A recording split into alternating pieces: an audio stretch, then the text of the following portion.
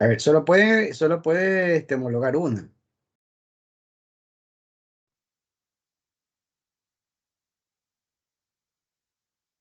Así es. A ver, si él tiene homologada, a ver, el caso es que si está homologada las dos, si él tiene aprobadas las dos, y acá se pide las dos y dos van. Pero si solamente tiene homologada Buenas prácticas de una, manipulación, y BPM, acá definición, solamente, o sea, conjunto tiene de homologada una y acá procedimientos se piden generales las que deben... dos, no puede homologar. No se ve el video. Y ya les comparto. Y déjenme copiarle primero el link. Sí, es correcto. A ver, vamos a ver.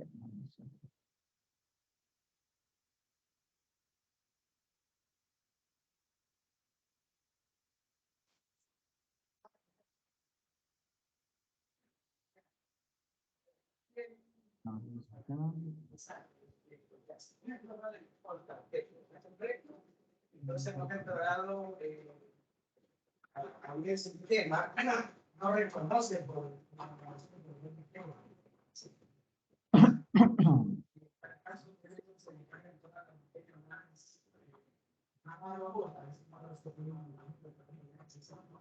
y esa materia se carga a la... Buenas prácticas de manipulación, BPM, definición, conjunto de procedimientos generales que deben realizarse para mantener bajo control las operaciones en los establecimientos de alimentos y que van a permitir la obtención de alimentos y bebidas inocuos para la salud de los consumidores. Sin embargo, póngale usted Requisitos mínimos de un servicio de alimentación, ubicación, alejado de basurales, servicios higiénicos o de cualquier foco de contaminación. Vías de acceso, pavimentada. Local, pisos, paredes, techos, de material resistente, liso e impermeable que facilite su limpieza. Con ambiente que permita el desplazamiento para la manipulación de alimentos. Contar con sistema de agua y desagüe. El agua utilizada sea segura, 0,5 ppm de cloro residual. Prácticas de higiene y sanidad en la preparación de alimentos. En la preparación de alimentos es muy importante aplicar buenas prácticas de higiene y sanidad, esto es, llevar a cabo todas las actividades necesarias para garantizar que los alimentos no se deterioren o contaminen, provocando enfermedades a los consumidores. Para lo anterior es necesario considerar los siguientes aspectos. Recepción de materias primas. Para la recepción de las materias primas es necesario revisar que se encuentren en buenas condiciones, limpias y sin materia extraña. Los empaques en los que vienen contenidas deben estar sin roturas, y los productos deben estar dentro de la fecha de caducidad o fecha de consumo preferente indicada, cuando esto proceda. Si se trata de productos que requieren refrigeración o congelación, carne, productos lácteos, etc., se debe verificar que la temperatura sea la adecuada, 7 grados o menos para refrigerados y menos 18 grados o menos para congelados.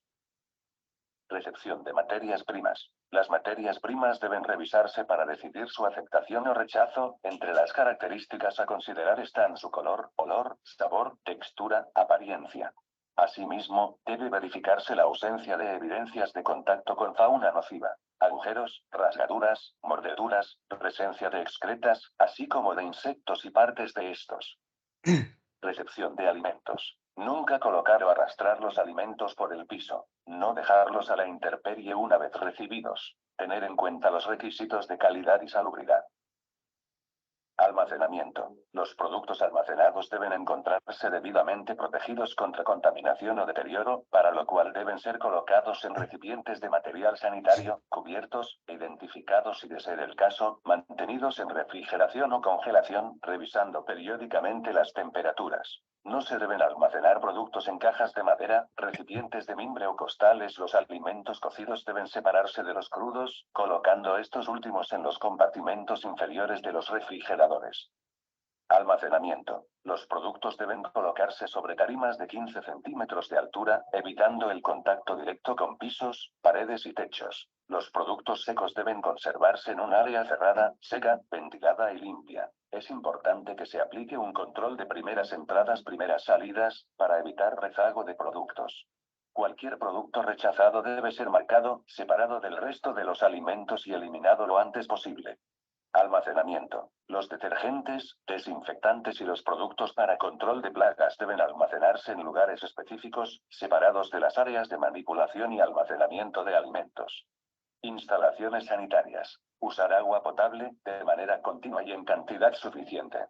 No debe contener niveles menores de 0,5 ppm de cloro residual. Almacenamiento de agua en cisternas o tanques elevados de paredes lisas, de material que impida filtraciones, provistos de tapas herméticas. Debe contar con un grifo cada 50 puestos o cada 500 metros cuadrados, para facilitar las operaciones de limpieza. Sistema de desagüe que garantice la evacuación de las aguas residuales. Manipulación de alimentos. Los alimentos de origen vegetal deben estar libres de mohos y lavarse con agua, jabón, estropajo o cepillo, según el caso, y desinfectarse con yodo, cloro, plata coloidal o cualquier otro desinfectante efectivo. Durante su preparación, los alimentos que requieren refrigeración o congelación deben exponerse el menor tiempo posible a la temperatura ambiente. La descongelación de alimentos debe realizarse en refrigerador, horno de microondas o bajo el chorro de agua fría.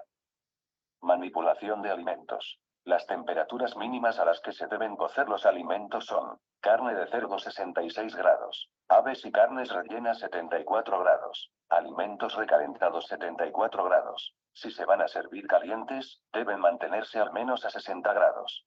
Los alimentos que se sirven fríos deben mantenerse a 7 grados o menos. Las tablas y utensilios que se empleen para manipular alimentos crudos deben ser diferentes a los usados para cocidos. Manipulación de alimentos. Los recipientes y utensilios empleados para servir deben ser lavados al menos cada 4 horas y al final de la jornada. Antes de su uso, los utensilios deben desincrustarse, lavarse y desinfectarse con yodo, cloro o por inmersión en agua caliente, 75 a 82 grados, por medio minuto o más. Todos los equipos, mesas de trabajo y utensilios deben desincrustarse, lavarse y desinfectarse después de cada uso y antes de manipular productos diferentes a los que previamente se trabajaron, por ejemplo, si se van a manipular productos cocidos después de haber manipulado crudos, y al final de la jornada. Manipulación de alimentos. No deben usarse trapos o jergas para secar las superficies de equipos y utensilios, sino dejarse secar al medio ambiente. Los trapos para la limpieza de mesas y superficies de trabajo deben encontrarse limpios, debiendo lavarse y desinfectarse después de cada uso. En el área de preparación de alimentos, deben distribuirse depósitos para basura con bolsa de plástico, los cuales deben vaciarse tantas veces como sea necesario para evitar la acumulación excesiva de basura y desperdicios. Los depósitos de basura deben quedar vacíos y limpios al final de la jornada.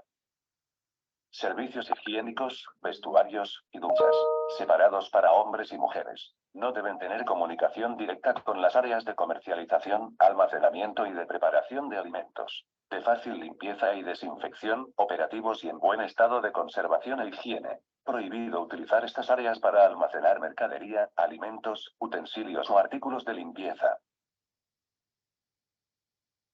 Mobiliario, equipos y utensilios. Deben ser de material inabsorbente, resistente a la corrosión y a repetidas operaciones de limpieza y desinfección. Contar con equipos de refrigeración y congelación para la conservación de alimentos perecederos que se comercializan. Con dispositivos para la medición de temperatura, colocados en lugar visible y en buenas condiciones de conservación y funcionamiento. Prácticas para evitar la contaminación cruzada. Flujo de preparación. Área sucia, intermedia y limpia. Área sucia. Limpieza de los alimentos, contacto con tierra y suciedad. Área intermedia. Operaciones previas al cocinado, picado, trozado, aderezado. Área limpia. Servido de alimentos o preparaciones finales. En el caso de no contar con el espacio suficiente para las 3 áreas, estas operaciones serán realizadas en 3 tiempos: previa limpieza y desinfección de superficies de trabajo. Salud y presentación personal del manipulador. A. Requisitos higiénicos, control médico. Estar libre de enfermedades infecto-contagiosas. Capacitación en higiene alimentaria. B. Separación de manipuladores enfermos. C. Prácticas de higiene y presentación. El manipulador. La presentación del personal debe ser de limpieza y pulcritud, bañado, afeitado, con pelo corto o cubierto, con las uñas cortas, limpias y sin barniz, evitando el uso de joyería en manos, cuello y orejas. No debe laborar en el área de almacén o preparación de alimentos, personal que padezca enfermedades respiratorias, gastrointestinales, parasitosis, o cualquier enfermedad transmisible, o que tenga heridas o abscesos. Principios de higiene personal. Es indispensable el lavado de manos de manera frecuente y minuciosa con un agente de limpieza autorizado, con agua potable y con cepillo. Debe realizarse antes de iniciar el trabajo, inmediatamente después de haber hecho uso de los retretes, de haber manipulado material contaminado y todas las veces que las manos se vuelvan un factor contaminante. Debe haber indicadores que recuerden lavarse las manos y un control que garantice el cumplimiento. ¿Cuándo lavarse las manos? Inmediatamente después de usar los servicios higiénicos antes de ingresar al área de trabajo y manipular los alimentos. Cada vez que sea necesario, la desinfección de las manos disminuye más el número de bacterias, se puede utilizar una solución desinfectante, alcohol o agua clorada se realiza después del lavado de las manos. ¿Cómo lavarse las manos?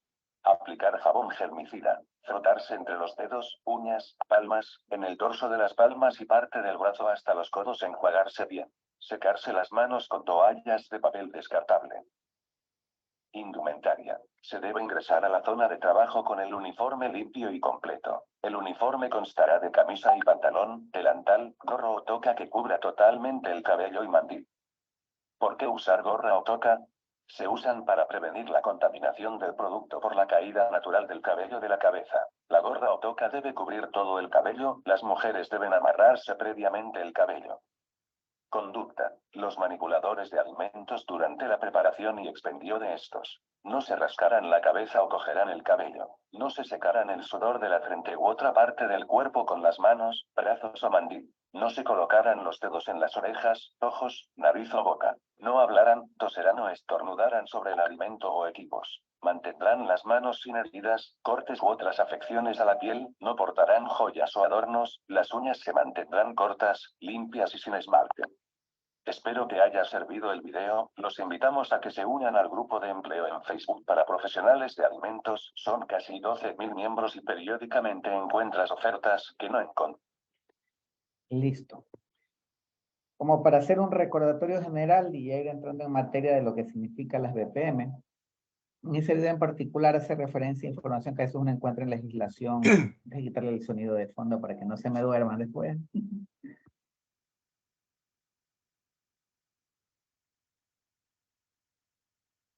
Normalmente, cuando uno encuentra legislación como la nuestra, es muy amplia, no hay a veces criterios de referencia, si necesito agua clorada, cuál es el valor, si necesito una temperatura de referencia, cuál es el valor.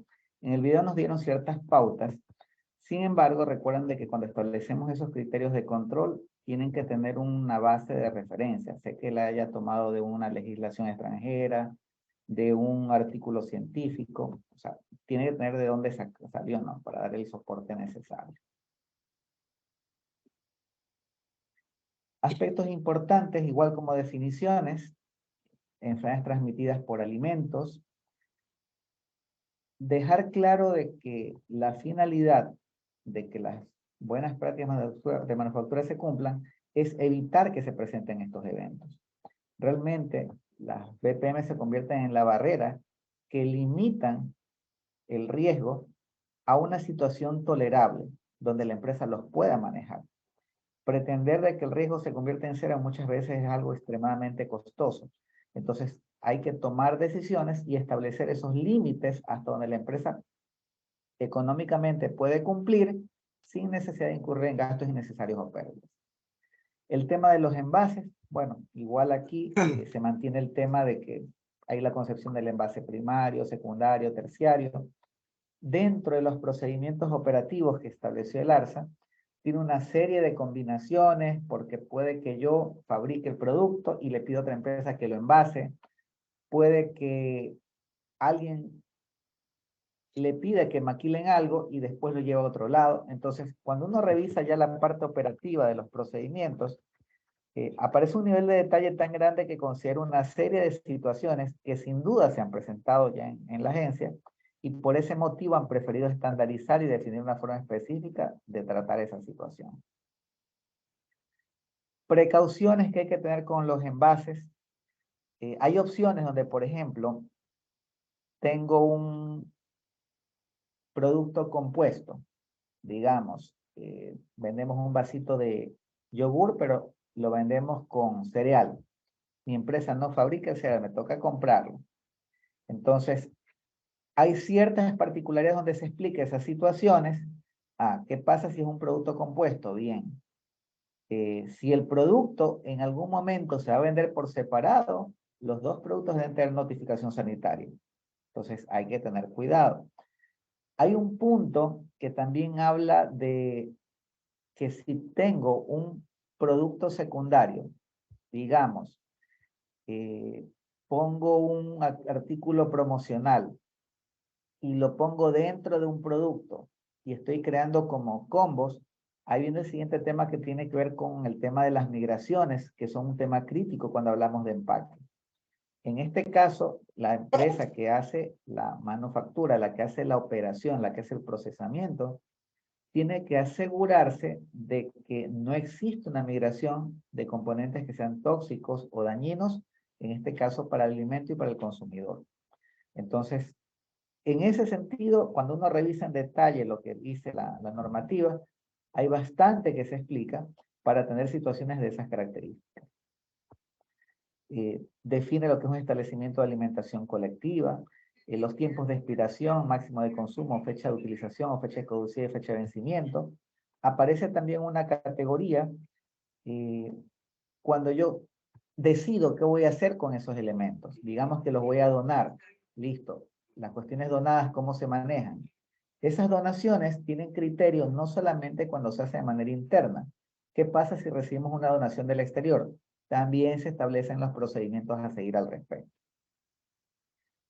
Hay definiciones de hallazgo crítico, mayor y menor.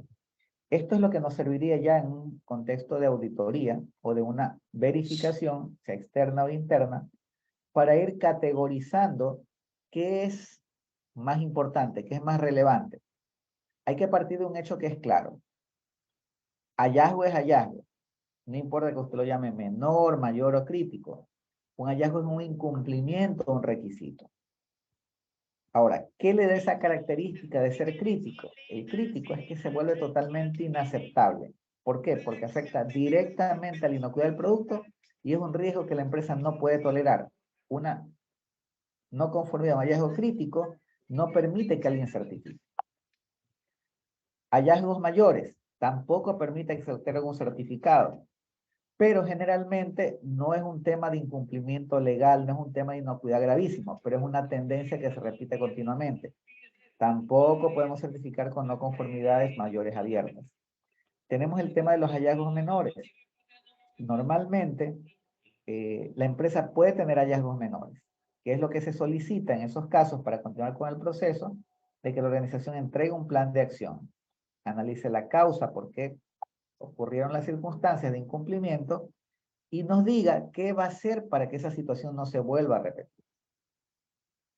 Entonces, con esa forma se categorizan y se gestionan. En las definiciones que maneja la agencia, no aparecen ni las oportunidades de mejora ni las observaciones. En eso hay que tener bastante cuidado cuando formulamos un informe, sea interno o externo, y queremos hablar de observaciones u oportunidades de mejora. Si lo redactamos de una forma inadecuada, se puede entender como que es un incumplimiento y el inspector, el auditor lo ha dejado pasar. Entonces, eso no se permite. Un hallazgo, un incumplimiento es un incumplimiento, sea pequeño, grande. El nombre que usted le quiera poner, si incumple, incumple. Entonces, normalmente cuando uno pone observaciones o define una oportunidad de mejora, porque hay organismos de certificación o de inspección que sí lo hacen, hay que definir claramente qué es algo que a criterio del inspector, basado en su experiencia, conocimiento específico en el área, detecta una oportunidad de la empresa o la organización puede mejorar, pero en ningún momento está incumpliendo. Entonces, eso simplemente por precaución. Yo les hablaba en la mañana de las líneas de producción. Se entiende que tienen características, que es una línea de proceso. Sí, pero tengo que mantener una coherencia entre lo que hace esa línea con las diversas categorías que tiene ARSA. ¿Qué prevalece? Lo que dice ARSA. Ustedes dirán, pero es que en la misma línea yo hago 10 productos, pero sigue siendo una línea. Si ARSA tiene 3 productos en una categoría, 2 en otra y 5 en otra, son 3 categorías.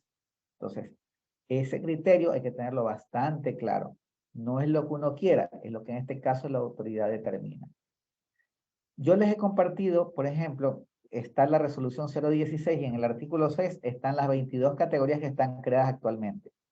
Les compartí los instructivos externos que tenía ARSA, uno obsoleto y el de 2021 es el más reciente. Sin embargo, como la última normativa salió en el 2022 en diciembre, el ARSA se reserva 90 días para actualizar sus procedimientos instructivos internos, porque cuando se emiten este tipo de resoluciones, no solamente cambia la resolución madre, tiene influencia sobre los procedimientos internos y normalmente se revisan. ARSA generalmente se cubre con eso con 90 días. El tema de maquila es una opción bastante real que se da en nuestro medio, donde básicamente tenemos un propietario del certificado de buenas prácticas de manufactura o del producto, pero él no pone a su personal a hacer algo. ¿Qué es lo que hace? Contrata una planta que ya esté certificada de BPM y haga el trabajo. ¿Eso es válido? Sí es válido. El tema de la migración, que ya algo me adelanté cuando hablábamos de los tiempos de expiración, y el tema de los envases, que yo les decía, bueno, puede ser que el empaque venga con una impresión, o venga con un color, o venga con una litografía, una serigrafía. Tenemos que asegurarnos que esas tintas utilizadas, esos colorantes, son grado alimenticio. Entonces, si hay ese tipo de riesgos, hay que identificarlo. ¿Y cuáles son las medidas de control? Alguien tiene que inspeccionar. Tenemos que pedirle a nuestro proveedor que nos diga, oye, la tinta que estoy utilizando no contiene metales pesados. En algunos casos puede pedirse incluso hasta un ejercicio de migración de materiales, porque para ciertos tipos de empaques eso sí está regulado. Temas plásticos, por ejemplo, en agua, esto está definido. Entonces, ¿qué es lo que uno pide allí? A un laboratorio acreditado que haga una prueba de migración de materiales. Generalmente, ¿cuáles pueden ser? Tintas de las impresiones, tintas de las etiquetas. Esto ha ido cambiando mucho en los últimos años, pero aún pueden existir situaciones donde definitivamente los elementos que se utilizan desestabilizan el empaque. Quiero ponerles un ejemplo que es bastante común. Muchas empresas, por ejemplo, que embotellan sobre botellas de PET, utilizan una codificación en línea. Sí, vamos a tener una tinta, vamos a tener un material que contiene los sólidos que se adhieren y dan el color. Pero por lo general utilizan MEC, metiletilketona, como parte de disolvente. Entonces, ¿cómo reacciona una película de PET delgadita a la influencia de un solvente? ¿Eso desestabiliza el material y puede provocar migraciones? Sí. De allí la importancia del tema de los tiempos de contacto, la forma en que se enfría el producto a continuación, una serie de factores que hay que tomar en cuenta. ¿Alguien pidió algo en el chat? ¿No escuchas? Por favor, me confirman las otras personas si es que se escucha o no. Ya escuché, ya lo escuché. Creo que fue un Bueno, problema de mi red. Por eso ya perdón. estoy insistiendo. Sí, gracias. El tema de los peligros, también hablamos las formas de evaluarlo. Y mientras en BPM no diga metodología de cómo evaluar los peligros y los riesgos, cualquier metodología es válida. Tomando en cuenta que el peligro va a ser inherente al producto y el riesgo siempre va a estar asociado a ese peligro más una probabilidad de que ocurra.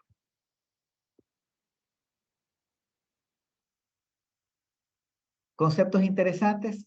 Valo del permiso de funcionamiento, porque uno de los beneficios que tienen las empresas que se certifican en buenas prácticas de manufactura es que su permiso de funcionamiento ya no se requiere, eso sale automáticamente. Cuando se tiene notificación sanitaria tienen que gestionarlo de manera independiente. El tema del control de las plagas, esto sí es importante que se tome en cuenta. ¿Por qué razón? Sí, ya se venía desde la resolución anterior hablando del control de plagas. Pero en esta versión ocurre de que se toma muy en cuenta la participación de agrocalidad en los diferentes procesos. Yaritza, ¿tiene alguna pregunta? Por favor, active su micrófono. Justamente con el tema del permiso de funcionamiento. Como le indicaba, nosotros somos una empresa de catering. Y pues a raíz de que salió la resolución que ya está suprimida. En todo caso, las empresas de catering no estaban sujetas como que a regulación de la ARSA y por lo tanto los permisos de funcionamiento no se los estaba emitiendo como alimentación colectiva o empresas de catering. Nosotros, por requisito y pedido de ciertos clientes, sí sacábamos el permiso de funcionamiento de la ARSA, pero bajo otra actividad económica, de bares, bebidas, que obviamente no va, digamos que va algo relacionado a lo nuestro. Pero nosotros en el 2020, 2019-2020, nosotros nos certificamos bajo título 3. Igual seguíamos sacando nuestro permiso de funcionamiento, es más, tenemos uno que está vigente. Ahora, con la nueva resolución, con los cambios, ya no necesitamos sacar permiso de funcionamiento, nos basta con el certificado de BPM. ARSA no lo pide y tome en cuenta que en el tema de establecimientos de alimentación colectiva no es un requisito obligatorio certificarse. En este caso ARSA es algo voluntario. Así es. Pero con la nueva resolución ya no necesitaríamos sacar permiso de funcionamiento, sino más bien entregar nuestro certificado de BPM. Correcto. Ahora, muchos clientes, como usted dice, no entienden eso y le podrán seguir insistiendo que se requiere, ¿no? Normalmente usted lo puede pedir, pero el tema es que como esa categoría, usted lo dijo muy bien, ARSA no la considera como una planta sujeta de control, entonces para ellos hasta emitir ese tipo de certificados dicen que no se puede, bajo ese concepto. Entonces es algo que todavía para mí está en el aire. Si usted va a pedirlo bajo ese concepto, no se lo van a dar porque no aplica. Claro. Entonces, si alguien se lo pide, habría que explicarle en primera instancia. Y se insiste tanto y tanto, poco más replicar la misma situación que usted está haciendo, ¿no? Buscando una actividad donde se aplique. En algún momento yo tuve un caso. Nosotros como empresa de catering tenemos nuestra planta principal, que es la que está certificada, y tenemos también cocinas en las diferentes instalaciones de nuestros clientes. Hay un cliente en particular, que me reservo el nombre, pero sí es auditado. La ARSA sí va a estas instalaciones y obviamente da visita a la cocina. El ARSA en algún momento nos pidió que el permiso de funcionamiento no debe de ser, bueno, aparte de que debe ser a nombre de la factoría, por ser la empresa que está brindando, que está facturando, debe de ser en sitio, otorgado al sitio como tal. ¿Eso es posible? Recuerde que las certificaciones, usted define el alcance de lo que quiere incluir y lo que no quiere incluir. Claro, eso es un tema de certificación, pero en el tema de permisos, en este caso... Para que usted le den el permiso, su cliente tendría que firmarle o permitirle que usted muestre el contrato que tiene con la empresa. O sea, ahí no solamente decir es como que llevo mi contrato que está abriendo el servicio, no, porque realmente le están dando las instalaciones. Muchas veces esos contratos están protegidos por cláusulas de confidencialidad. Así es. Entonces, a veces los clientes no acceden que usted vaya y diga eso. Entonces, el ARSA puede decirle, sí, sáquelo a nombre de él, pero si su cliente no le da las facilidades, igual no se va a poder hacer. Generalmente, como para evitarse ese tipo de circunstancias, que es lo que generalmente hacen muchos de nuestros clientes, es cierto que el servicio me lo da un tercero, pero estando dentro de mi instalación, la responsabilidad la sigue conservando la empresa que es dueña de la instalación. Entonces, más es una cuestión de forma. En lugar de manejar formatos que tengan el logotipo de la factoría, por decir un nombre, usted utiliza el nombre de su cliente y usa los formatos que él propone. Porque si usted no les dice que es un proveedor, para ellos es transparente quién esté haciendo la actividad. Ellos no van a evaluar quién lo hace, sino es cómo lo hace, el entorno en el que se desarrolla la actividad. Entonces, si la persona que está haciendo la actividad, usted la ha capacitado, está su certificado de capacitación. Si las instalaciones cumplen con los requisitos básicos de higiene, todo está en orden, usted tiene procedimientos instructivos para cómo lavar y tiene todo definido, lo más conveniente para no desertar sus estelas de ARSA, yo le sugeriría, ponga en ese caso el logotipo de la empresa que le está contratando. Entonces, para ellos es como que es algo interno y no cuestionan, porque nadie va a decirle, quiero ver el contrato de su proveedor de alimentación, a ese extremo no se llegue. Pero si usted por control interno mantiene sus formatos, le está dando pauta para que le pregunten por eso. Ok, gracias. Bien. El tema de los plazos, en esto, aquí voy a dejar de compartir un momento para irnos nuevamente a esa resolución 016 del ARSA, pero creo que la tengo. A ver, déjenme ir cerrando estos archivos, que estos eran como para que ustedes lean en sus ratos libres y desarrollen la curiosidad. Este de aquí. Y ahorita les comparto.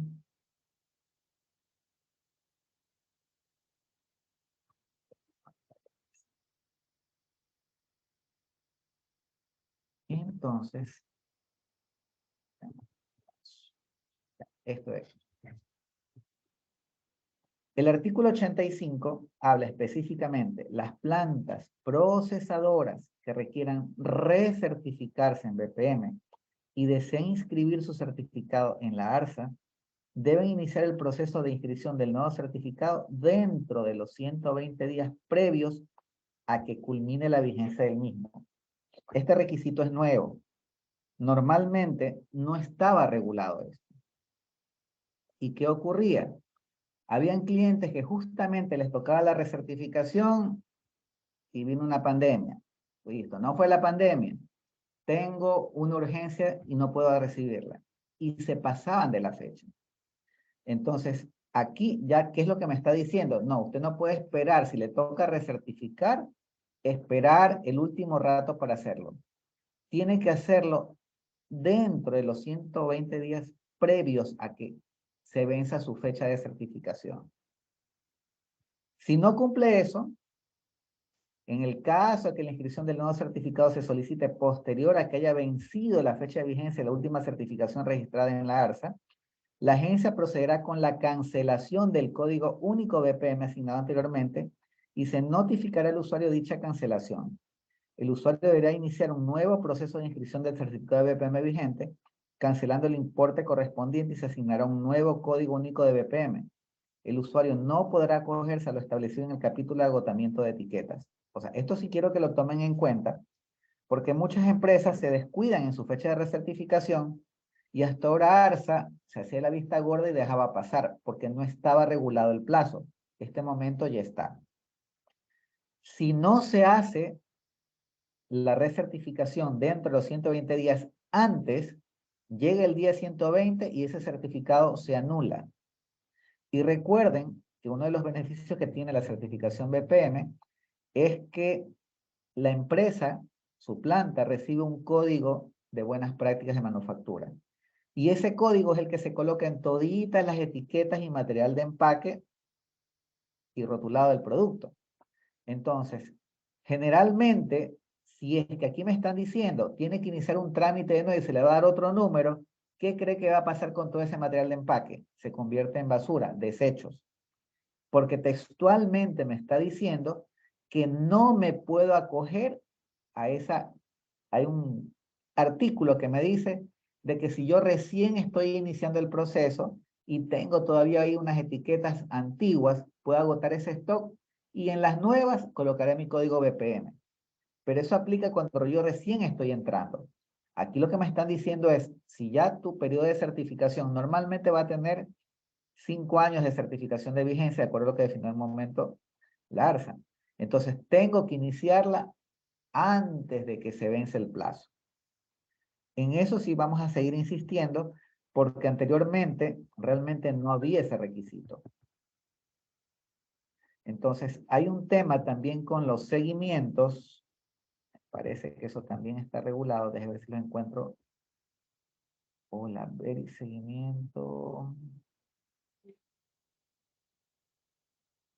O vigilancia, a ver si la si no me acuerdo bien el término. Sí.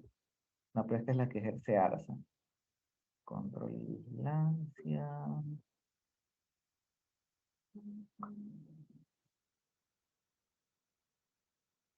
Bueno, algún rato les encuentro y les digo específicamente el artículo, pero ¿a qué me refería en este tema?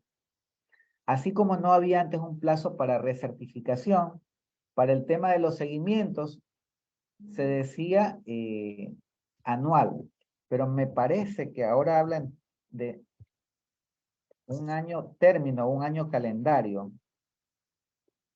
El acta de inspección.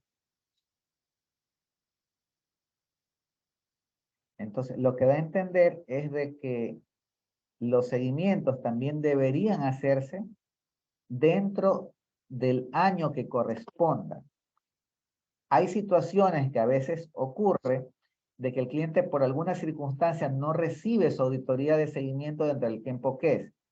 El ARSA está tomando acciones ya en ese sentido. Hay que tener bastante cuidado. ¿Por qué razón? Porque está pidiendo que se notifique con mayor anticipación. Déjenme ver si...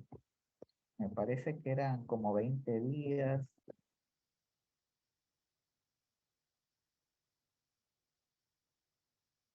Eso lo vamos a ver más mañana, pero ya lo tenía señalado en algún lado. Día útil, no. Pero está bien. Ya. Dice anticipación.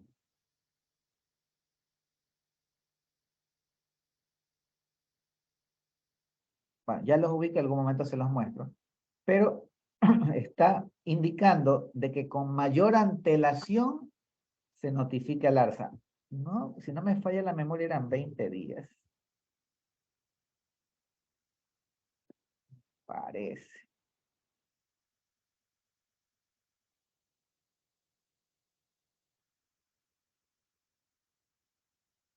Aquí está, esto es, artículo 77. A ver, cuando se selecciona el organismo de inspección acreditado, el propietario, gerente o representante legal o representante técnico de la planta procesadora debe comunicar al ARSA mediante el sistema informático que se implemente para el efecto, en el término de 20 días previos a la inspección, los siguientes datos. A ver, esto también cambió. ARSA antes permitía que básicamente con 7 días de anticipación usted avise que iba a hacer su auditoría de inspección o de recertificación. ¿Qué está pidiendo ahora? Que esto se haga con 20 días de anticipación. ¿Qué pasa si uno no cumple con ese requisito? Nos vamos al artículo 78. O sea, nos pide lo mismo que estamos haciendo actualmente, indicar qué organismo ha sido seleccionado, el número de RUC, dirección y número de establecimiento, número de planta, razón social, fecha y hora de la inspección y el nombre del inspector designado. Esto ya se hace, lo que hace es ampliar el plazo. En caso de que no se dé cumplimiento a lo dispuesto en el artículo que antecede, la ARSA podrá verificar in situ, previo a registrar el certificado de BPM, el cumplimiento de los requisitos establecidos por BPM. De no cumplir con los mismos, la ARSA no procederá con el registro de dicho certificado. Entonces, esto de aquí es una situación que antes no estaba. Tengan cuidado, porque básicamente me está diciendo es de que si yo no les aviso con tiempo, puedo irte a inspeccionar y si yo veo que algo no está cumpliendo, simplemente no te registro el certificado. Entonces, tomar esa precaución. Regresemos a nuestra presentación.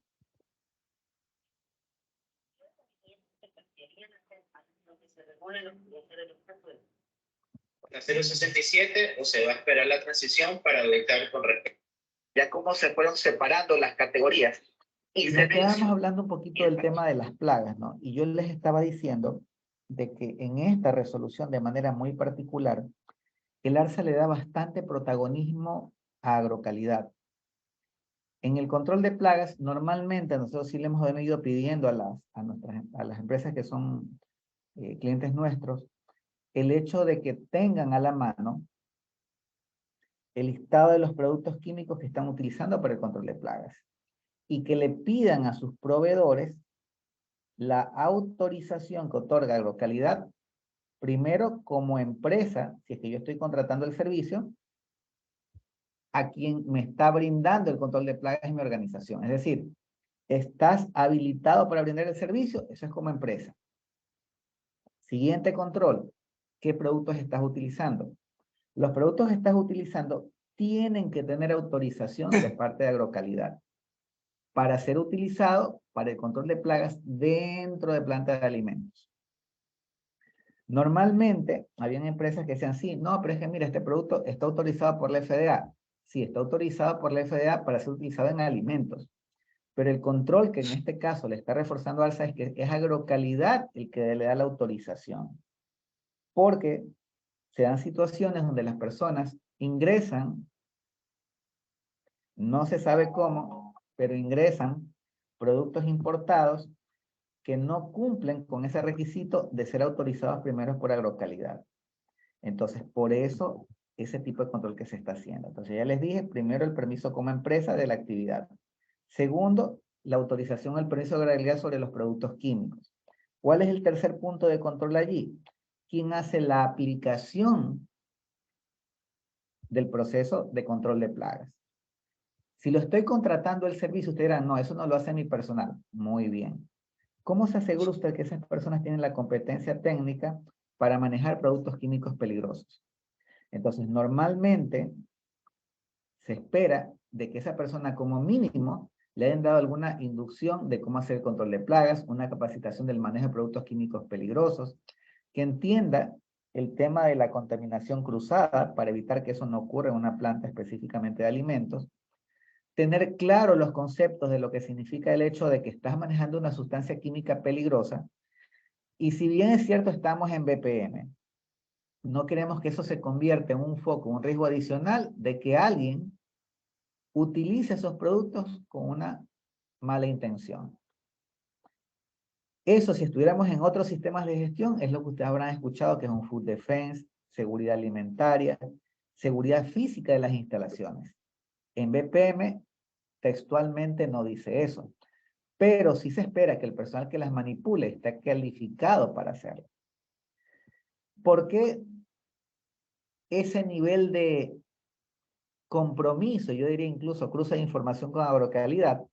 Porque muchas empresas lo que hacen es sacan su calificación con un nivel de personal técnico y quien termina ejecutando el servicio es otro. Entonces, ¿cómo podemos tener la certeza de que los servicios se están cumpliendo con los requisitos si definitivamente no están llevándolos a cabo las personas que están autorizadas? De ahí viene Valtera en los plazos, ya lo comentamos, la definición de punto crítico de control, eso sale justamente del análisis de peligros que realizo. Y a su derecha verán básicamente el modelo de un árbol de decisiones. Es la metodología que uno utiliza normalmente para hacer una evaluación HACCP. La primera pregunta, ¿existen medidas preventivas de control? Si la respuesta es que existen las medidas, vamos a siguiente. ¿Ha sido específicamente concebida para la fase, para eliminar o reducir a un nivel aceptable la probabilidad de que se produzca un peligro? Si la respuesta es sí, ese es un punto crítico de control. Características de un punto crítico de control. El punto crítico de control tiene que tener una medición, una evaluación. Alguien tiene que poderlo cuantificar y decir, sí, por esto yo sé que está controlado. Entonces, generalmente cuando yo tengo, por ejemplo, clientes que compran materias primas agrícolas, si yo estoy hablando de una empresa que es exportadora y compra grandes cantidades de banano, las procesa para hacer puré, no hay ningún inconveniente cuando usted pide un análisis. Quiero ver rastros de pesticidas, quiero ver rastros de metales pesados en ese producto. ¿Por qué? Porque un análisis de esas características generalmente es oneroso. Y si yo me dedico específicamente a crear valor agregado sobre ese producto, va a justificar cubrir ese tipo de gastos. Pero imagínense, por ejemplo, que seamos una empresa de catering y compramos frutas a diferentes proveedores. Y se nos ocurra, por ejemplo, que la medida de control es hacer un análisis de residuos de pesticidas a la manzana, al banano. ¿Cuánto vale un análisis? El más baratito puede estar en $600 y dependiendo del tipo de pesticidas y la cantidad que le pidan, fácilmente un solo análisis puede estarle costando hasta $3,000. Entonces, esto hay que manejarlo con bastante cuidado. Entonces, generalmente cuando el punto crítico se considera que se puede medir, me van a pedir la medición. ¿Qué hacen algunas empresas? Establecen controles. Sí, piden cartas a los proveedores de que no utilizan productos químicos prohibidos. Listo. Que no utilizan metales pesados. Listo. Entonces, el momento que usted tiene información adicional, no lo convierte en un punto crítico de control. Quedará como un punto de control, pero no crítico. Porque si es crítico hay que medirlo. Y eso tiene repercusiones económicas. Bueno, el tema de riesgo. ¿A qué se refiere término? La forma que está redactada aquí también voy a dejar de compartir y nos vamos a regresar a la solicitud de la resolución 016. Y vamos a poner la palabra término.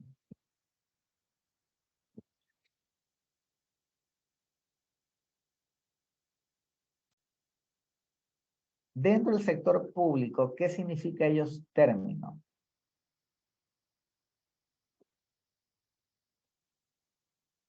¿Qué me dicen? El plazo que tiene que cumplir para que se realice la actividad. Correcto. Un día eres Pero vayamos un poquito a la definición.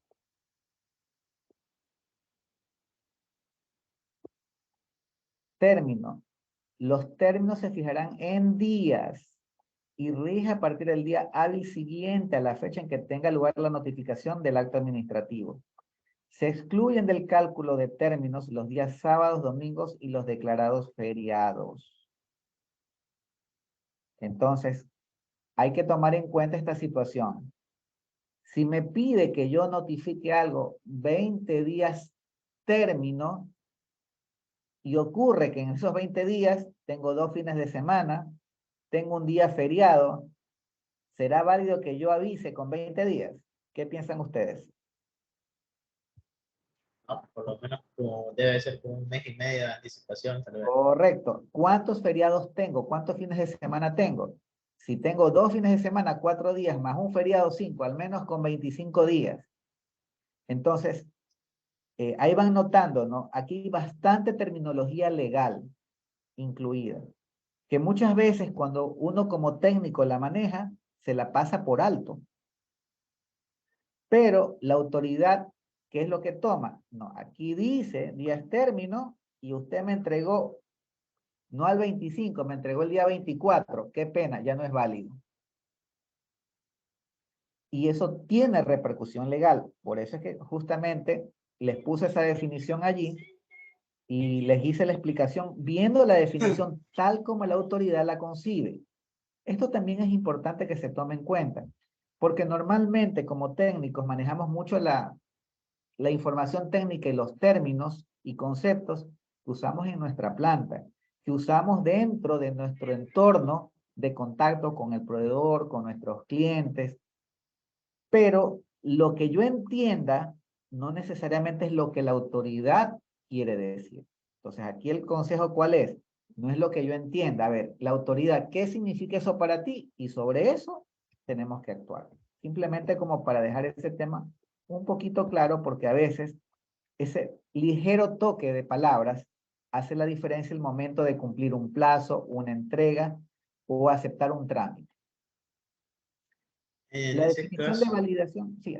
sí, perdón, disculpa, una pregunta. En ese caso, si yo tuviera, un ejemplo, una certificación, bueno, yo me manejaría con una casa certificadora, el trámite debería ser de igual manera, con ese mismo número de días, para poder pedir una recertificación o una auditoría de seguimiento. Correcto, deberías tratar de ir cumpliendo esos temas. O sea, por eso hay que ir leyendo cada uno de esos y qué es lo que te están pidiendo. Normalmente cuando uno lee y uno se acostumbra como técnico, dice 20 días y yo en mi mente me fijé que son 20 días.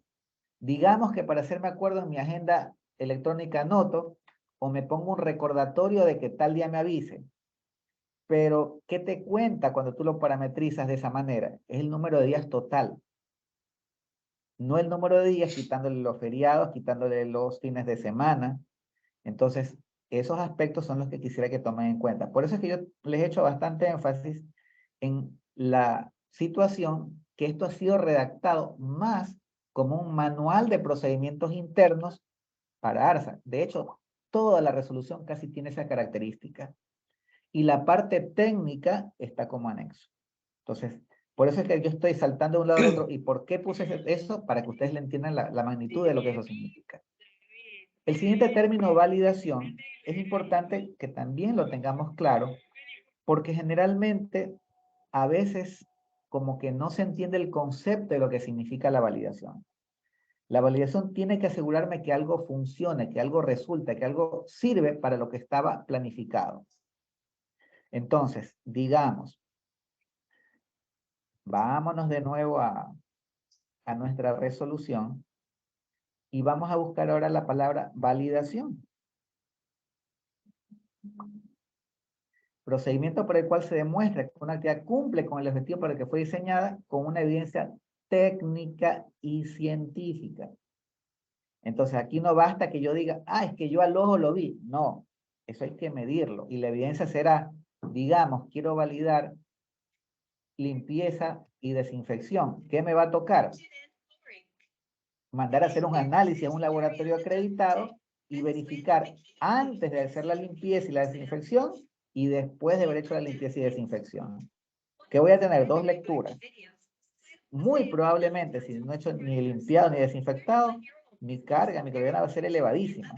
Pero se entendería que después de haber ejecutado mi proceso, ya está en un nivel tolerable. El momento que yo demuestro que después de haber hecho el trabajo que propuse, cumplo los requisitos de inocuidad, de limpieza, la especificación que yo puse, listo, ahí tengo la evidencia técnica necesaria. Pero tiene que estar sustentada en un reporte que sea creíble. Entonces, por ejemplo, cuando buscamos validación va a aparecer por todos lados. Aquí se refiere, en el caso que la entidad quiera pedir una notificación sanitaria. ¿Qué le dice? En caso de necesidad de un reglamento técnico, se debe cumplir con lo establecido en las normas técnicas ecuatorianas vigentes aplicables por el producto. Si acaso no existe una norma técnica, se debe cumplir con lo establecido en las normas internacionales. Y de no existir norma internacional, el titular del producto debe establecer especificaciones de calidad y inocuidad del producto basadas en los resultados obtenidos en la validación de métodos de análisis proximal y microbiológicos estandarizados. Entonces, a ver, muchas veces uno decía, pero es que no tengo norma técnica ecuatoriana. Listo. Aquí ya me están dejando formalmente diciendo, si no hay nacional, ¿será que hay normas internacionales? Buscamos. No, no encontramos normas técnicas internacionales. ¿Puedo quedarme allí? No. ¿Qué me están diciendo? Si no existe a nivel de normativa internacional, no has conseguido una referencia trazable, uno dirá, busque un artículo científico, un paper, una investigación, una tesis. Tampoco encontré. Listo, no encuentras en ningún lado. Define tú en tus especificaciones. Pero para que eso sea creíble, esa especificación, tiene que basarse en un análisis proximal. Entonces, vamos a aplicar lo mismo, que es análisis proximal. Vamos arriba para que nos busque la definición. Permite determinar la humedad, cenizas, proteína, nitrógeno total, fibra cruda, extracto etéreo, grasa, elementos libres de nitrógeno. Disculpe, no está compartiendo. Ay, perdón. Gracias por avisar. Ups.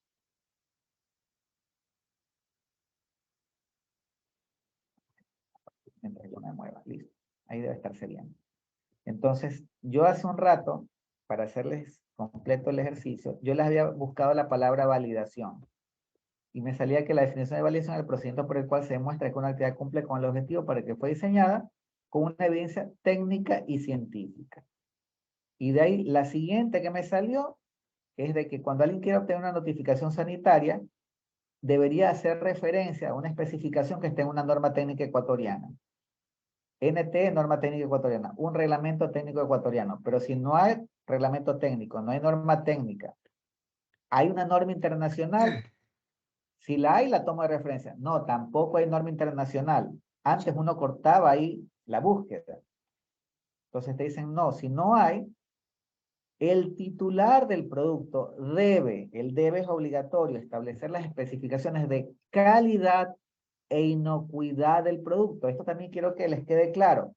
La terminología que se está utilizando aquí tal vez nos pueda pasar medio inadvertida. Pero cuando me habla de calidad, usted piense en características físicas, químicas, organolépticas. Algo que se puede cuantificar. Y la inocuidad, piensen que tengo que tener al menos un parámetro microbiológico. Es muy común que mis especificaciones seamos peritos, expertos en colocar especificaciones de parámetros físico-químicos y no tengo ni uno microbiológico. Aquí estoy dejando un vacío, por si acaso. Listo. Ya definí los parámetros. pero me dice, ah, yo definí las especificaciones, ¿y de dónde las sacaste? Entonces aquí textualmente te dice, basado en los resultados obtenidos de la validación de métodos de análisis proximal. Entonces, ¿qué yo les dije? Bueno, ¿y qué significa análisis proximal? Ah, bueno, aquí lo que hice fue irme arriba para que empiece a buscar desde acá. Y me salió la definición de análisis proximal.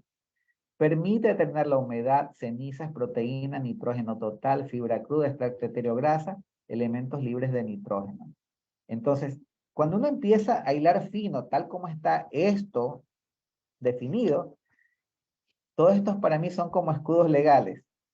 Porque, por ejemplo, yo entendería que el análisis proximal es un análisis de laboratorio mío, pero la definición que tiene la autoridad te dice, mira, a tu producto se le puede hacer humedad, se le puede hacer cenizas, proteínas, nitrógeno. Te faltó uno, qué pena, incumplimiento. Ese es el criterio de analizar este esquema. Esto está hecho con mucho refuerzo legal.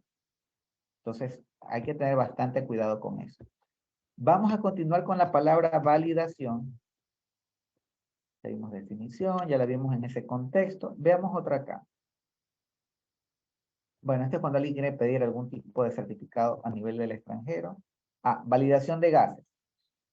Donde los procesos y la naturaleza de los alimentos lo requieran e intervenga el aire o gases con un medio de transporte o de conservación, se deben tomar todas las medidas validadas de prevención para que estos gases y aire no se conviertan en focos de contaminación o sean vehículos de contaminaciones cruzadas. Pero aquí me dice, medidas validadas. Entonces, donde ustedes escuchan validación, tienen que darse cuenta que lo que deben tener es un análisis de laboratorio. Entonces, ¿dónde vamos a encontrar en estos casos? Yo creo que todos hemos ido al supermercado y hay una sección donde las carnes están en unas bandejitas, están con una lámina de plástico, un liner, ay, se me escapa el nombre, un film, y ustedes ven esa carne con un color rojo impecable, pasan los días y no se deteriora. ¿Usted cree que el empaque que se hizo de eso, se hizo una atmósfera normal? ¿Eran al vacío? No, eso no es al vacío. ¿Qué hicimos allí? Utilizamos una atmósfera modificada. ¿Qué pasa si en lugar de poner oxígeno, yo desplazo el oxígeno y pongo un gas inerte? ¿Qué gas pueden usar en esos casos? ¿Qué han escuchado ustedes? Normalmente utilizan nitrógeno, por ejemplo, un gas inerte. Entonces, fácil, yo le compro ¿a quién? A una empresa grande, multinacional, que vende los gases. Ah, bien. Están haciéndome la verificación en sitio y detectan que estoy usando ese gas. ¿Qué me van a pedir aquí? Ah, y validaste que ese gas no es un contaminante para tu producto. Y ya leímos la definición de validación, ¿no? Que tiene que tener evidencia científica y técnica que sea verificable. ¿Qué necesitaríamos allí? Al menos un certificado de laboratorio que me diga que ese gas no contaminó el producto. Porque aquí me está pidiendo que no se convierta en focos de contaminación o sean vehículos de contaminaciones cruzadas. Entonces, aquí se aplica el mismo concepto que yo les decía en la limpieza. A ver, yo puedo tener el certificado de calidad del gas antes, pero también voy a hacer un análisis ya del producto empacado en esa atmósfera modificada con ese gas. Si efectivamente yo veo que no hubo un crecimiento bacteriano, está inerte, listo, validé que ese gas primero no está contaminado porque en el análisis previo cumplió las especificaciones y no tiene ninguna carga bacteriana detectable. Y en el posterior yo validé que lo usé y no hubo contaminación cruzada. Pero no basta con que yo diga, es que yo se lo compré a esta empresa de acá que es súper famosa, multinacional, la líder mundial. No. Cuando ustedes vean la palabra validación o validadas, estamos hablando que necesitamos evidencia contundente. Entonces, muchas veces, dentro del proceso de inspección y verificación, este ha sido un tema que es polémico porque si seguimos buscando, ¿qué me dice acá, por ejemplo? También se deben registrar las inspecciones de verificación después de la limpieza y desinfección, así como la validación de estos procedimientos. ¿Qué me están pidiendo aquí? Que valide la limpieza y la desinfección. Correcto. Entonces, ya vamos viendo la coherencia de lo que se pide. Ahora tal vez nos parezca más evidente por la forma en que ha sido redactado más con un criterio legal, pero este tipo de requisitos sí han estado allí. Lo que quiero que noten es que ahora ya tiene un marco tal vez un poco más fuerte. ¿Por qué? Porque la misma definición arriba ya fue clarita. Si no tienes evidencia, no te creo. ¿Dónde más me pide validación? Generalmente los procedimientos operativos me pedían que los validen. Bueno, aquí no va a ser como validación, sino validados, perdón. Validados. Listo. Por ejemplo, el agua. El agua potable debe ser segura y cumplir como mínimo los parámetros físico-químicos y microbiológicos de la INE 1108, agua para consumo humano, requisitos vigentes. Se deberá realizar los análisis al menos una vez cada 12 meses, de acuerdo a la frecuencia establecida en los procedimientos de la planta, en un laboratorio acreditado por el SAE, en un laboratorio de tercera parte que demuestre competencia técnica según la ISO 17025 y se encuentre debidamente validado por el responsable del laboratorio. A ver, ¿qué significa esto? Para una empresa que, digamos, su negocio es envasar agua, hablar de esto lo va a entender de una, porque usted dice, bueno, es que su negocio es el agua. Pero ¿qué pasa si yo no vendo agua? Pero del proceso que estoy utilizando, si utilizo agua, en teoría potable, para lavar, para enjuagar productos.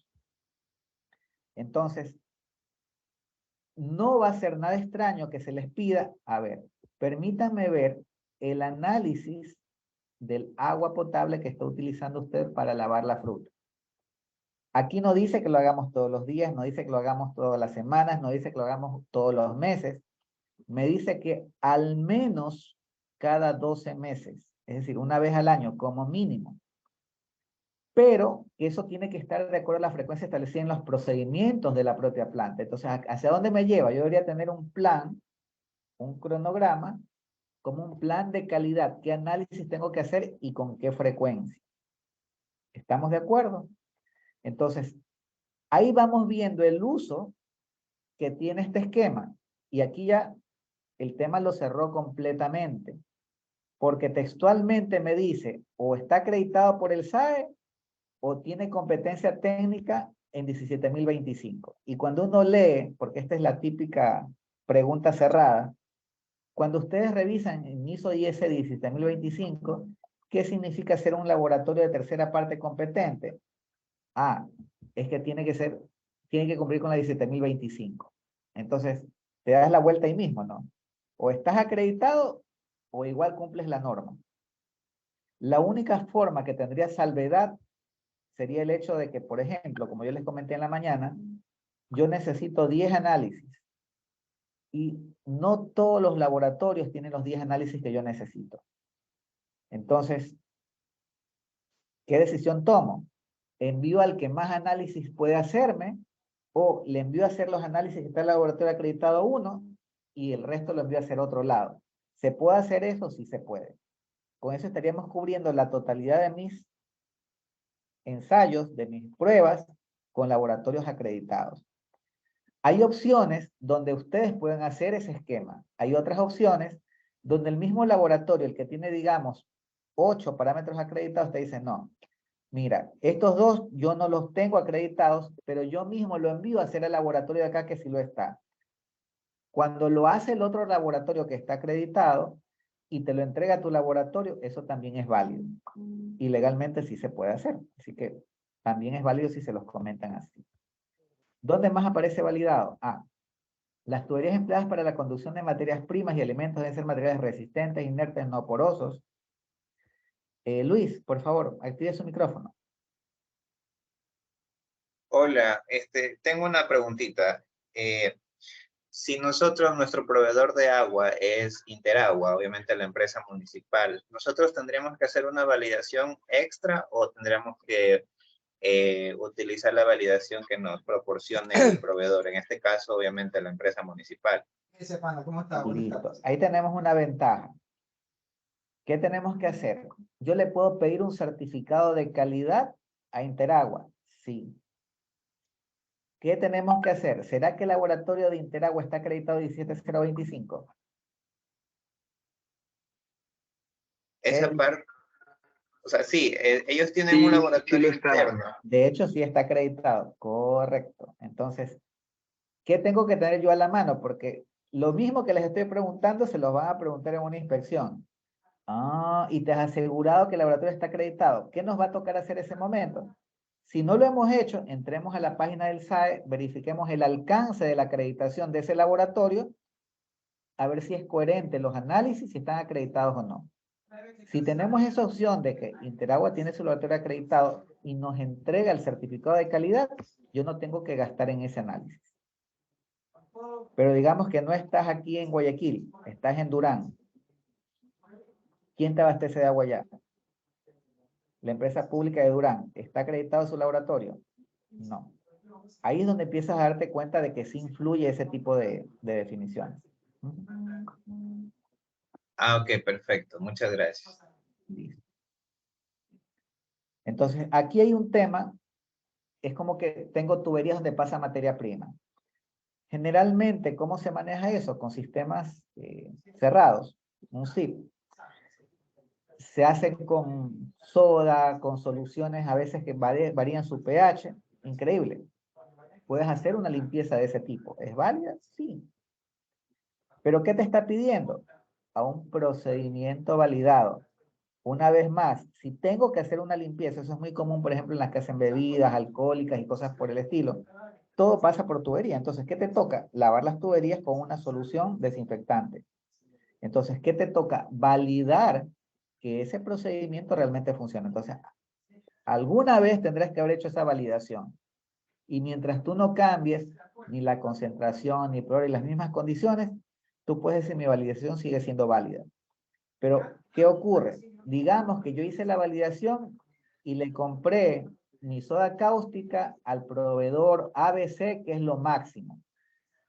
Pero ocurre que en la siguiente compra, ya compras me dijo, no, eso está muy caro, compra la flor del chinito 1, 2, 3 acá. Es más barato. Yo podré decir, está validado mi sistema de limpieza y desinfección con soda cáustica del proveedor B cuando no es el que yo utilicé inicialmente. No, eso no se puede. Entonces les estoy dando aquí pautas precisamente de lo que significa hablar de un procedimiento validado.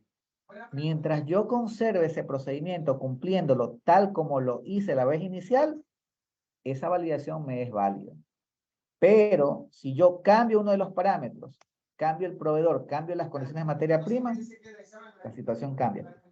Por favor, quienes levantaron la mano, activen su micrófono y uno por uno va indicando. Bueno, le cedo la palabra a Alejandra.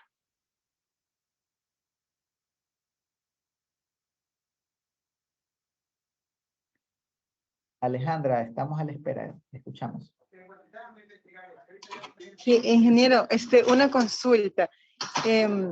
O sea, yo entiendo perfectamente lo de la validación. Mi pregunta es, si yo no cambio ninguna concentración, ni tampoco cambio el producto de limpieza, o sea, mi protocolo igual tiene una vigencia. O sea, porque yo entiendo que si yo cambio un parámetro, debo de volver a validar. Pero si no es el caso, si yo lo mantengo igual, por ejemplo, tengo que validar anualmente o ya digamos es un proceso interno que debe estar escrito en mi manual. A ver, Alejandra, su pregunta es muy interesante. Miren, cuando hace un rato veíamos, ¿se acuerdan cuando aparecía esa frecuencia de los 12 meses? ¿A qué se refería eso? Bueno, caso de calibración, se debe calibrar por lo menos acreditado, como mínimo una vez cada 12 meses. Esto es calibración, esta no es. La otra era de análisis. Esto de aquí. Al agua potable, esto sí es en particular al agua, por si acaso. Pide que se le haga al menos una vez cada 12 meses. Aquí esto es imbarajable si yo tengo el agua que influye en mi proceso. Pero usted me dice, no, nos vamos a referir al proceso de validación. Donde estábamos viendo el tema de la validación, eso de validado, salió justamente en una limpieza de tuberías. Listo. ¿Aquí me dice que la haga cada 12 meses? No. Como no me define la frecuencia, ¿qué debería hacer yo? Lo más razonable, dentro de un procedimiento, no quiero hacer procedimientos, entonces póngalo dentro de un plan de validación. Y usted diga, mientras las condiciones iniciales se preserven, no se realizará esta validación. Es decir, si usted se asegura que sean las mismas características, materia prima, proveedor, mientras no cambie nada, no necesita validar. Eso, si usted demuestra que se cumple, no hay que volver a hacerlo. En nuestro medio, por eso les ponía el ejemplo, es que yo valido con el proveedor A y después termino trabajando con el proveedor B. Ahí se me desbarata ese esquema, por si acaso. Por eso es que les hacía el ejemplo.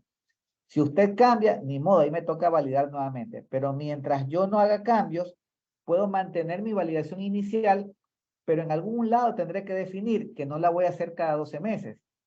La voy a hacer cuando se produzca un cambio. Entonces, ¿quién lo define? La parte técnica en base a su criterio. O sea, es que yo, por ejemplo, yo redacté mi protocolo de validación de limpieza y desinfección en agosto del 2022. Entonces yo pensé que en este agosto de 2023 tengo que redactarlo nuevamente. Pero sin embargo yo no he cambiado ni la concentración, ni el proveedor, ni los químicos. Ya. Miren, cuando se está, ahí entramos como que fuese consultoría, pero se entiende que para eso es el propósito de esta capacitación, ¿no?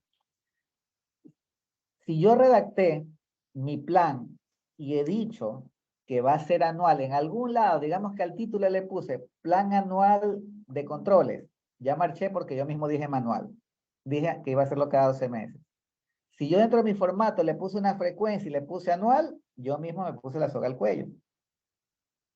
Si usted puso en el formato frecuencia y en lugar de poner cada 12 meses le dice, mientras no cambien las condiciones iniciales, ¿qué está diciendo ahí? Mientras no cambien, no lo tengo que hacer. Entonces, ¿quién pone las reglas? Usted. En este caso es aplicable porque aquí no tengo ese candado como el que veíamos, por ejemplo, en el del agua potable, que ahí textualmente me decía que si es aplicable son una vez al año, pero acá no. Entonces, es la forma que uno con el tiempo, ya con la experiencia que se va a adquirir, dice, bueno, ¿y dónde me dice que haga eso cada 12 meses? No dice. Hay ciertos clientes que nos lo exigen. Ahí uno le pone la frecuencia anual. ¿Y por qué la puse? Porque me la pidió el cliente. Entonces, generalmente, cuando uno hace estos sistemas de gestión, en BPM o inocuidad en general, hay que tomar en cuenta, porque a veces si yo exporto el producto en otros países, eso sí está regulado. Y el cliente me exige que cumpla su regulación. Y a veces ocurre que yo no tomé en cuenta esos costos en el momento que valore el producto. Y a la larga todo eso suma. Listo. La siguiente persona que tenga la mano levantada, por favor. Luis, creo que. Sí, Pedro. Muchas gracias. A ver, te hablo desde la mira de un laboratorio acreditado. Y tú mencionabas que en este caso los usuarios o las empresas deben disponer de sus necesidades a un laboratorio que tenga el 100% dentro de su alcance de la acreditación de los análisis, de las Esa es la situación determinaciones. ideal. El mundo ideal Bueno, a veces no existe. Esas situaciones como las que tú vas a comentar ahora, correcto. ya, pero yo tengo conocimiento que el AXA no obliga, no exige que sea el 100%, sino más bien hasta el 50%. Entonces, la pregunta puntual es, ¿dónde yo me puedo basar para decir que en realidad es el 100% o que puede ser el 50%, el 70%? Esa parte quisiera que me la aclares, Pedro. Mira, no está definido el porcentaje. Eso no existe. Y si alguien te lo dice igual de boca en el acceso, no está definido en ningún lado. ¿Qué quiero que tomes en cuenta? Cuando se habla de validar estas cosas, ahorita, por ejemplo, buscamos validado y busqué acá en el laboratorio de control de calidad. Se van a validar intervalos definidos por el fabricante, las pruebas y ensayos de control de calidad de acuerdo a lo establecido en los procedimientos de la planta, conforme con su sistema de calidad en un laboratorio acreditado por el SAE. O en un laboratorio que demuestre competencia técnica según la norma ISO IS 17025. Para quien conoce cómo funcionan los esquemas de acreditación, es lo que tú dices. No tengo todos mis parámetros acreditados, pero aquí no te dice porcentaje. Se entiende que tiene que estar acreditado en el análisis que tú estás requiriendo. Digamos, me voy al caso extremo. Tengo un laboratorio que está acreditado en 20 parámetros y yo necesito 20, solo necesito uno más, ni siquiera uno de los 20, necesito uno en el que no está acreditado. El laboratorio tiene acreditación, pero en el análisis que yo quiero me sirve, técnicamente no. Esa es la manera en que audita el SAE cuando estás acreditando algo. O sea, es que solo es un poquito, es el 20%, solo el 10%, no. Los requisitos, no sé, déjenme ver si tengo a la mano, así como rápido, si no las comparto hoy día, se las comparto mañana. Déjenme ver si las encuentro rápido, les comparto la 17.025 para que en sus ratos libres se desestresen un poquito y revisen. Realmente para mí es una de las normas más cerradas, tal vez desde el punto de vista de formas de implementar y también de auditar. Porque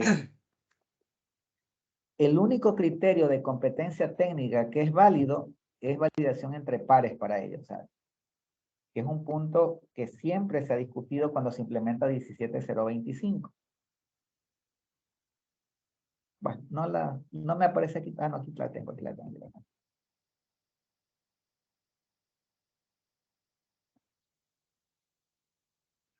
Bueno, sí, comparto tu respuesta, Pedro, en el sentido de que no hay una disposición teórica en que me manifieste. Ahora, que normalmente, mira, mientras el ARSA no exija, todo el mundo te dirá, bueno, con que hagas algo pasa.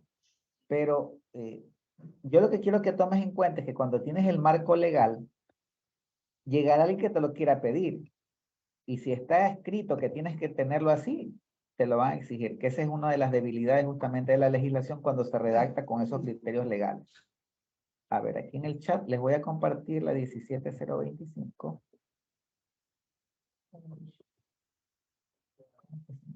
Un poquito.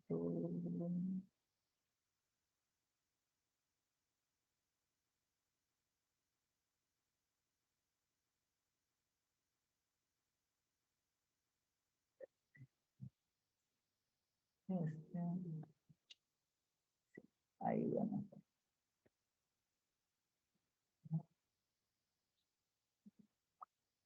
Algo le pasó a mi como que se me movió la configuración.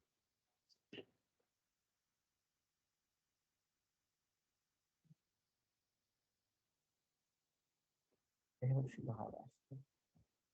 Me ocultó la opción de acá. Déjame ver si lo cojo de aquí. Mirémoslo por acá.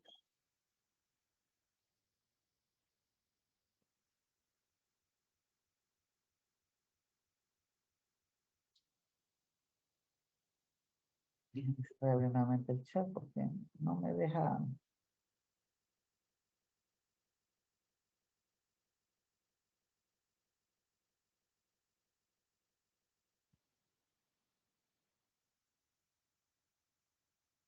Como que se me bloqueó. En el que mandé esto.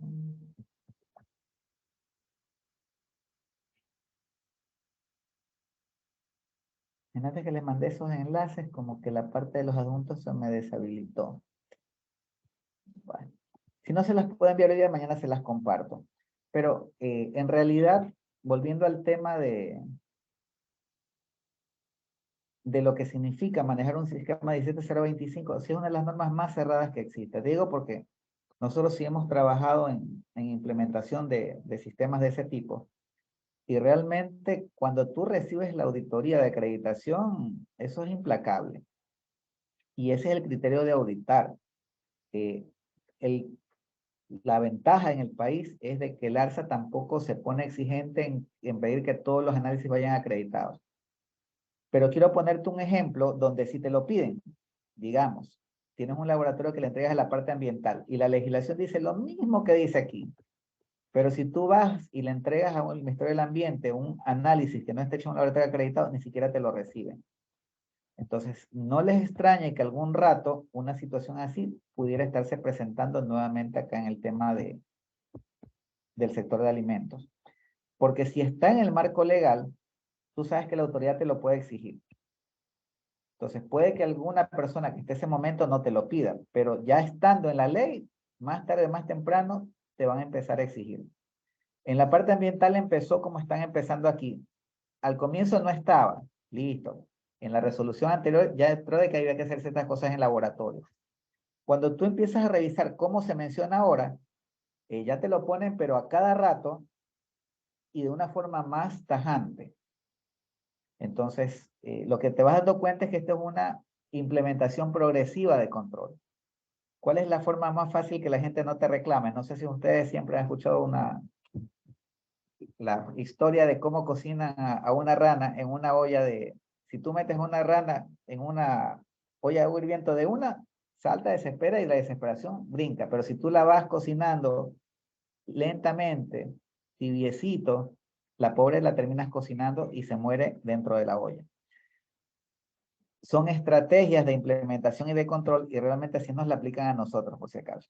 Es la forma más fácil que te evites los problemas.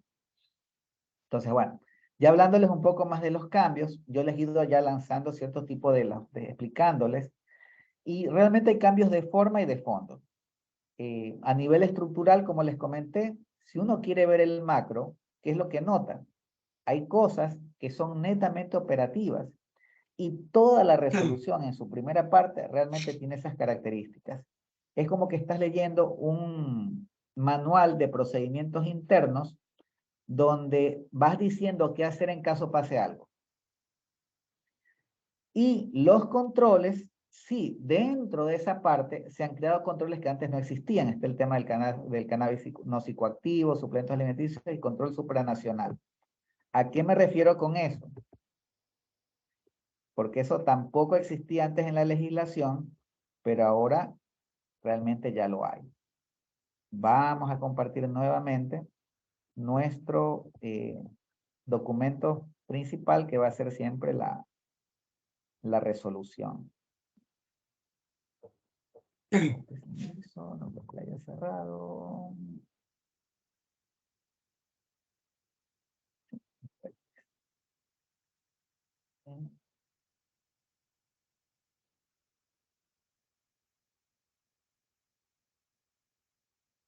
Entonces, si bien es cierto, tiene ventajas, pero vamos a poner aquí, busquemos la OMS.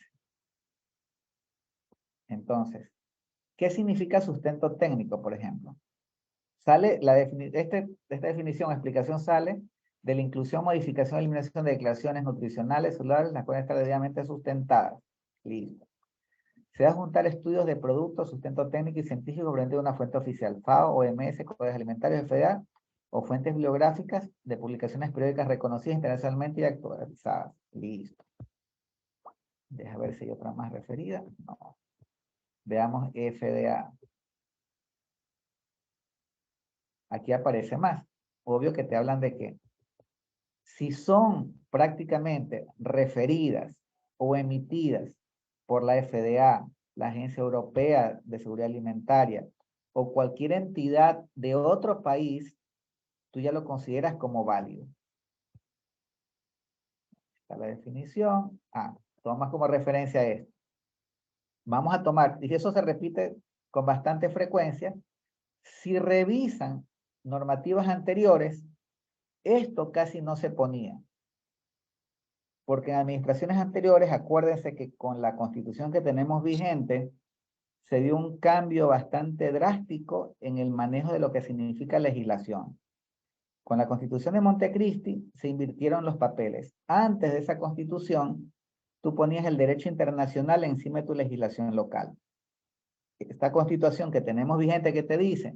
No, primero está la constitución ecuatoriana y después, si tú los validas, va la legislación internacional. Siempre y cuando no contradiga la constitución. Listo, es un término, por eso les insisto bastante, esto fue hecho con bastante criterio legal y muy bien hecho realmente, porque Es un escudo legal bastante bien estructurado para el ARCI. Entonces, ¿qué te dice aquí? Para el uso de aditivos alimentarios en las formulaciones de los alimentos procesados, tanto nacionales como extranjeros, se deben regir lo establecido en la NTI en CODES 192, Norma General de Codes para Aditivos Alimentarios, o la norma CODES STAN 192 de 1995. Recuerden que nosotros no nos inventamos normativa, lo que hacemos es copiar y adaptarla, y a veces hasta copiamos mal. O reglamentos de la Unión Europea, o el Código de Regulaciones de la Administración de Drogas y Alimentos de los Estados Unidos FDA. Así como también directrices emitidas por Agencias de Regulación de Alta Vigilancia Sanitaria o legislaciones supranacionales emitidas por organizaciones debidamente reconocidas. A ver, si tú le preguntas a un constitucionalista, te diría, esto es anticonstitucional. ¿Por qué? Porque tú estás diciendo de que si no encuentras un requisito legal, automáticamente te aplica legislación internacional. ¿Y qué les dije respecto a la Constitución? Nuestra Constitución, con todos los males que tiene una Constitución de avanzada, tiene muchas cosas que se resuelven simplemente leyendo la Constitución. Pero en este tema de legislación internacional, es muy tajante el hecho de no dejar intervenir legislación extranjera que contradiga algo local. Técnicamente, tú dices, sí, es que me interesa una referencia, por supuesto que vale. No hay problema. Y bajo ese concepto, yo siempre te diré, busca la referencia internacional para tener sustento técnico. Pero, ¿qué pasa si nos vamos al extremo? Tal vez la comparación le suena un poquito grotesca, pero ¿qué pasó con las vacunaciones de la pandemia COVID-19? Ocurre que la OMS dice que tenemos que ir por la 6ª ola de vacunación y el resto como borreguito tiene que hacer lo mismo. ¿Tiene lógica eso? Ustedes conocen bastante de microbiología porque en alimentos de ley esos temas se profundizan. Y conocen que las vacunas no se hacen así tan a la ligera como se hicieron esta vez por la urgencia de la pandemia. Y a partir de allí han salido una serie de problemas que se activan. ¿Por qué? Porque nadie sabe el funcionamiento de un ARN viajero en una vacuna. O sea, te sirve para esto, pero te puede desatar otro montón de cosas que no sabes. Los estudios son incompletos. No se han hecho interacciones con la alimentación, interacciones con el estado de salud de la persona, interacciones con enfermedades preexistentes. Sin embargo, si alguien te manda un decreto y te dice, tienes que vacunar a toda tu población, el resto tiene que hacerlo. O sea, yo sé que la comparación, por eso digo, puede que suene un poquito grotesca, pero una de las cosas que por lo menos a mí siempre me interesa que quede claro en los cursos, es que tenemos que aprender a pensar. Hay cosas que son necesarias, por supuesto que si una vacuna es necesaria. Pero cuando ya lo ves como un negocio que cada 6 meses quiere seguir vacunando a la gente, ya eso fue comprobado, el tema de las vacunas contra la gripe. Todos los años muta el virus. Todos los años hay que vacunar a toda la población. Entonces son las cosas que yo siempre dejo para su análisis. Estamos aquí para aprender, compartir conocimientos y desarrollar un pensamiento crítico. O sea, para mí eso es fundamental. ¿Por qué? Porque ustedes están en una posición donde tienen que tomar decisiones. Y sus decisiones impactan en los costos, la forma en que se maneja la empresa, impacta en muchos casos, si estamos hablando de aditivos, ¿qué le vas a dar a las personas? Entonces, mi opinión no siempre es coherente con el hecho que porque la ley lo permita, envenena a tu gente. No es tan así. Uno tiene que ser cuidadoso y en temas que tienen que ver con la vida humana, hay un principio de precaución, precautelatorio de la vida humana. Si yo no tengo idea, ¿qué hago? Y de esos casos va a encontrar bastantísimos. Pensemos, a ver, ¿alguien ha escuchado algún estudio que se haya hecho del efecto que tienen las semillas que han sido modificadas genéticamente en el ser humano? O sea, cuando uno escucha una semilla modificada genéticamente, no entiende qué le hicieron. Digamos, ¿por qué las plagas atacan al maíz, por decir algo? Listo, porque esa es su comida. Entonces, ¿pero qué pasa si tú una semilla de maíz vienes y le pones un gen de un escorpión? Que si una hormiga, una langosta, detecta el escorpión, no se le acerca porque sabe que lo mata. Listo. La planta va a producir más, es más productiva, pero ¿qué efecto va a tener ese gen del escorpión en el ADN humano? ¿Hay estudios de eso? La respuesta es no. Entonces, muchas veces, sí, hay que fomentar la investigación científica, y yo estoy de acuerdo en eso, pero tampoco puedes aceptar ciegamente todo lo que te dicen. El principio en la ciencia es que tú tienes que dudar de todo y ponerlo a prueba. Ese es el principio. Te dicen algo, reprodúcelo. Sale lo mismo que te dicen, es válido. No te funcionó, esa tesis se cayó. Entonces, pero bueno, eso es parte de una forma de verificar y validar, donde tú no terminas comiendo cuentos, sino que tratas de confirmar realidades. Entonces, a eso se refiere este comentario que yo les ponía acá, de que si hay este tipo de elementos, hasta ahora yo no he visto ninguna demanda de inconstitucionalidad, pero no me extrañaría que a alguien se le ocurra ponerla, porque textualmente estás diciendo directrices emitidas por agencias de regulación o legislaciones supranacionales emitidas por organizaciones debidamente reconocidas. ¿Tú sabes el impacto que tiene esto sobre las personas? Es tremendo.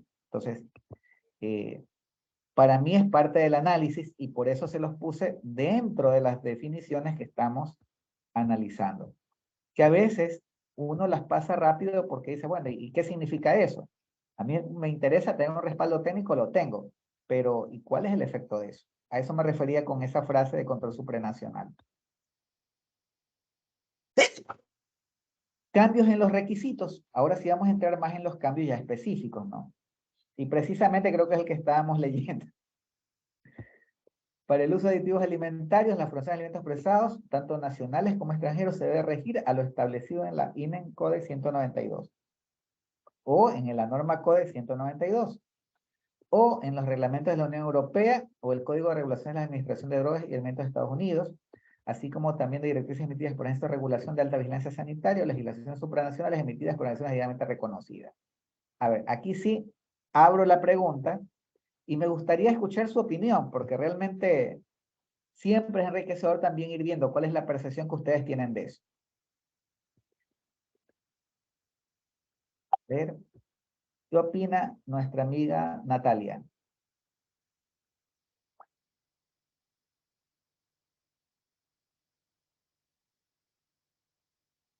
No nos escucha Natalia.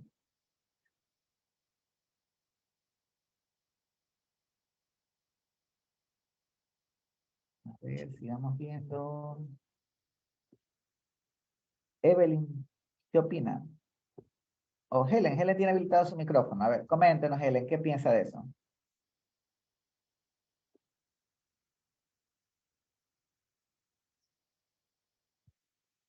No, ¿dónde están? Bueno. ¿Alguien que tenga una opinión? Nadie quiere hablar. No digan que me dejaron solito. Giovanni, ¿qué opina? Sí, o sea, me parece bien con respecto al tipo de aditivos que se vayan a utilizar, porque con eso también evitamos el tema de la adulteración, que se da bastante, es bastante frecuente. Por eso justamente surgen estos temas de las certificaciones de FSC 22000, para justamente evitar este tipo de temas y consultar principalmente a los aditivos que vamos a utilizar en los alimentos. Muy cierto. ¿De qué es útil? Por supuesto que es útil. ¿Por qué? Porque se ha hecho investigación para lanzar eso. Ahora, cuando empezamos a investigar en qué nivel están las investigaciones, a veces nos damos cuenta que eso está en niveles muy incipientes. Falta muchísimo por investigar. Y ahí se abren campos para seguir buscando. Otro de los cambios. En el artículo 45.3, inclusión, modificación, eliminación de declaraciones nutricionales y saludables, las cuales deben estar debidamente sustentadas. El titular de la notificación sanitaria, su solicitante, debe presentar a la agencia la siguiente documentación. Sustento técnico. Se debe juntar estudios del producto, sustento técnico y científico proveniente de una fuente oficial, la FAO, la OMS, el Código Alimentario, el FDA o fuentes bibliográficas, de publicaciones periódicas reconocidas internacionalmente y actualizadas. Entonces, aquí, ¿cuál es la justificación? Yo quiero eliminar información de mis etiquetados, de mis declaraciones nutricionales, ¿hay cosas que se pueden hacer? Sí. ¿Por qué resalté este tema? No sé si ustedes han trabajado algún momento, así como tenemos controles para los químicos usados como aditivos, la industria química pura, pensemos, pesticidas, maneja cosas mucho más peligrosas que esas. Y ha sido tanta la injerencia que ha ejercido sobre las entidades globales, como por ejemplo el sistema globalmente armonizado de señalización de productos químicos peligrosos, que cuando ahora a usted le llega una etiqueta de un producto, lo que le va a aparecer es el código número tal. ¿Y qué te toca? Con ese número ir a buscar una tabla y te dice, es que ese número significa que es cancerígeno, es mutagénico, te afecta el sistema respiratorio. Los pictogramas, obvio, los entiendes de una, pero las frases de seguridad, las frases de prevención, usas este tipo de artificios y te saltas los controles. O sea, aquí lo que les estoy diciendo es, ¿para qué se usa esto? Para inclusión, modificación o eliminación. Si tú dices para incluir, me parece positivo. Pero también hay gente que no le interesa incluir, le interesa eliminar, reducir o modificar situaciones. Y el canal ahí está abierto. Encuentras a alguien que te diga que eso no vale y lo saca. Muestra ello un botón. Miren todos los desastres que se hicieron en Brasil, en la Amazonía. O sea, es cuestión política.